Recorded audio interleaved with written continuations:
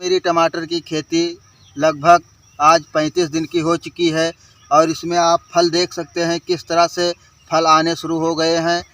ये मेरी फसल जो है ये अभिलाष कंपनी की सेमनेस मैंने लगाए थी, इसलिए मैं आप सबको बता रहा हूँ कि अगर आप टमाटर की खेती कर रखे हैं तो आप किस तरह से उसकी रख रखाव और बचाव कर सकते हैं, मैं आप सबको संपूर्ण जानकारी दूंगा।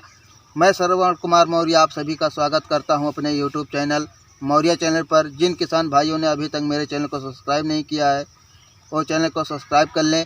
अब आप देख सकते हैं कि ये मेरा 35 दिन का जो टमाटर है आपके सामने है, किस तरह से फल देने लगा है।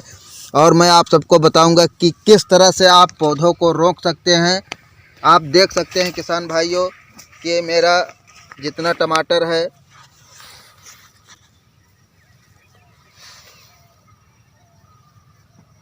किसान भाइयों, जब भी आप टमाटर लगाएं उसकी खेती करें तो आप बेड द्वारा लगाइए, ताकि अगर बरसात हो जाए या सिंचाई करें तो उसमें आपका पौधों पर कोई नुकसान नहीं आए।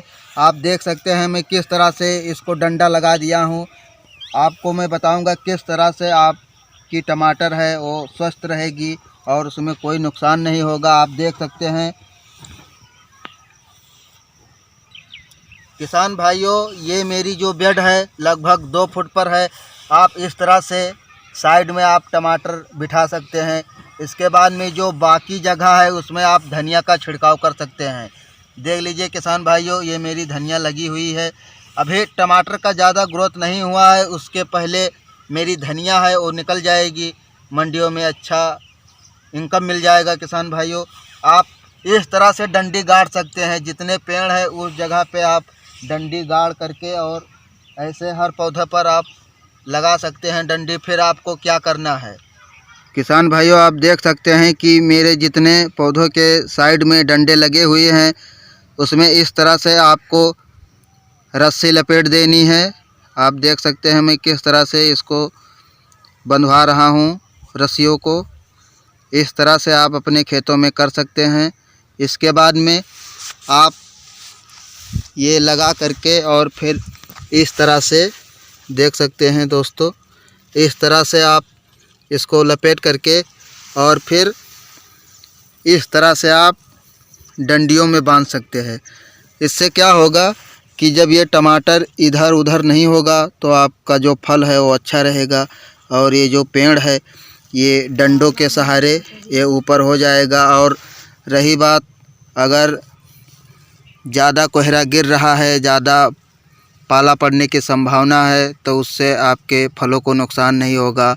और मैं आप सबको बता दूं कि इसमें मैं कौन कौन सी दवा का प्रयोग करता हूं। किसान भाइयों, जब आप बेड बीज से लगाएं तो आपको हल्का सिंचाई करना है, ना आपको कोई खाद देनी है उसमें और ना भी कोई, अगर आप दवा का छिड़काव कर सकते हो आपको इंट्राकाल का छिड़काव करना है किसान भाइयों। और जब दूसरी सिंचाई करें आप तो हल्के तरीके से आप सिंचाई करें, ताकि जो यहाँ तक ही पानी पहुँचे, ज़्यादा ऊपर तक ना पहुँचे। इस तरह से आपके पौधों में नुकसान नहीं होगा और अच्छा ग्रोथ करेगा।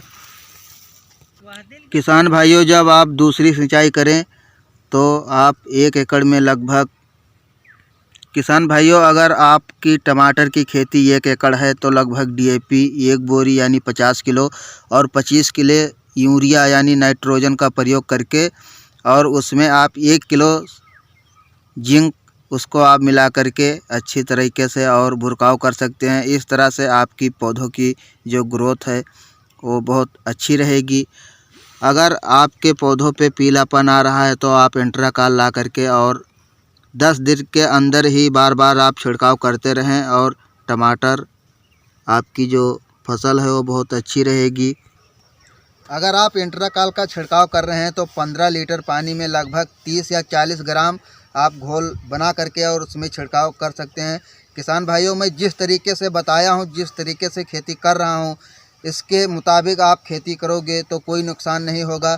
टमाटर पूरे भारतवर्ष में डिमांड हमेशा बनी रहती है और अगर आप 1 एकड़ की खेती टमाटर की कर रहे हैं तो आप मंडियाँ ले जा कर के आप थक जाएंगे, लेकिन आप टमाटर ख़त्म नहीं कर सकते अपने खेतों में। किसान भाइयों, अगर आप टमाटर की खेती कर रहे हैं तो लगभग 8-9 महीने तक आपको रुपये ही रुपये दे करके जाएगी।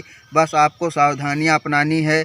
आप समय समय पर दवा का प्रयोग करते रहें और अपने खेती से लाभ लेते हुए आप सबको मैं नमस्कार करता हूं। धन्यवाद।